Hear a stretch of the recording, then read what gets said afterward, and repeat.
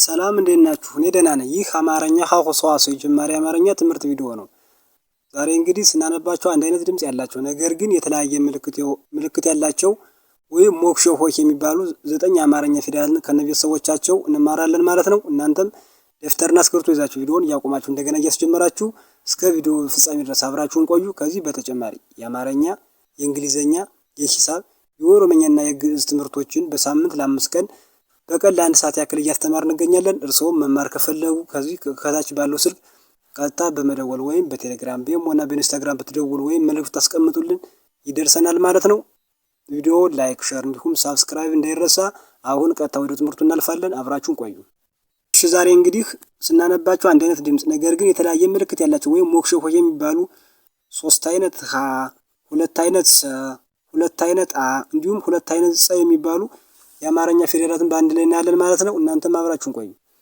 እሺ የመጀመሪያዋ እንግዲህ ሀ፣ ሁ፣ ሂ፣ ሃ፣ ሄ፣ ህ፣ ሆ። ሁለተኛዋ ሀ፣ ሁ፣ ሂ፣ ሃ፣ ሄ፣ ህ፣ ሆ። ሶስተኛዋ ሀ፣ ሁ፣ ሂ፣ ሃ፣ ሄ፣ ህ፣ ሆ። አሁን እንደሰማችሁት እንግዲህ እነዚህ ሶስቶቹ ሁሉ አንድ አይነት ድምጽ ነው፣ ሀ የሚል ድምጽ ነው ያላቸው ማለት ነው። ነገር ግን ምልክታቸው ይለያያል ማለት ነው። እቺ የመጀመሪያዋ ሀሌቷ ስትባል፣ እቺ ሁለተኛዋ አመርኋ፣ እንዲሁም ሶስተኛዎቹ ብዙሃኑ ሀ ይባላሉ ማለት ነው። ነገር ግን ድምጻቸው ከመጀመሪያው ቤት እስከ መጨረሻው እስከዚህ ቤታቸው ሁሉ አንድ አይነት ድምጽ አላቸው ማለት ነው። ምንም እንኳን ድምጻቸው አንድ አይነት ይሁን እንጂ የራሳቸው የአማርኛ ቃላት ለመስረት ያስገለግላሉ ማለት ነው። የየብቻቸው ምን ይችኛዋ አንዷ ምን አይነት የአማርኛ ቃል ለመስረት ያገለግላሉ የሚለውን ቀጣይ የቃላት መስረታ ላይ በሌላ ቪዲዮ በደንብ እናያለን ማለት ነው። አሁን ግን ድምጻቸውና ምልክታቸውን ለመለየት ሞክሩ ማለት ነው።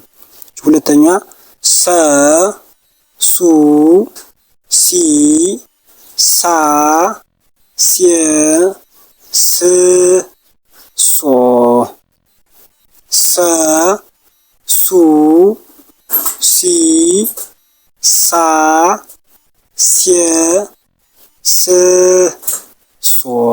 እሺ እነዚህም እንግዲህ አንድ አይነት ድምጽ ነው ያላቸው ማለት ነው። ይችኛዋ የመጀመሪያዋ ንጉሱ ሰ ስትባል፣ ይችኛዋ እሳቱ ሰ ይባላሉ ማለት ነው።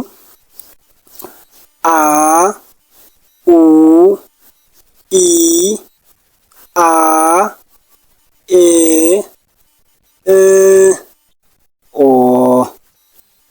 አ፣ ኡ፣ ኢ፣ አ፣ ኤ፣ እ፣ ኦ። እንግዲህ እነዚህም አንድ አይነት ድምጽ አ የሚባሉ ድምጽ አላቸው ማለት ነው። ነገር ግን ምልክታቸው ይለያያሉ ማለት ነው። ይቺኛው የመጀመሪያው አልፎ አ ስትባል፣ ይቺ ሁለተኛዋ አይኑ አ ይባላሉ ማለት ነው።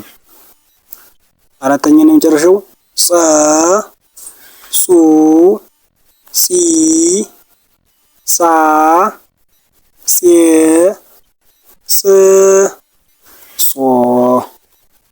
ጸ፣ ጹ፣ ጺ፣ ጻ፣ ጼ፣ ጽ፣ ጾ።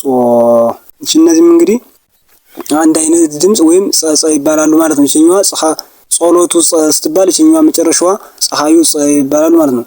እሺ ዛሬ እንግዲህ ስናነባቸው አንድ አይነት ድምጽ ነገር ግን የተለያየ ምልክት ያላቸው የአማርኛ ፊደላትን ያየንበት ትምህርት ቪዲዮ ይህን ይመስል ነበረ። ያላችሁን ሐሳብ አስተያየት ኮሜንት ላይ አስቀምጡልን። አብራችሁ ስለነበራችሁ እናመሰግናለን።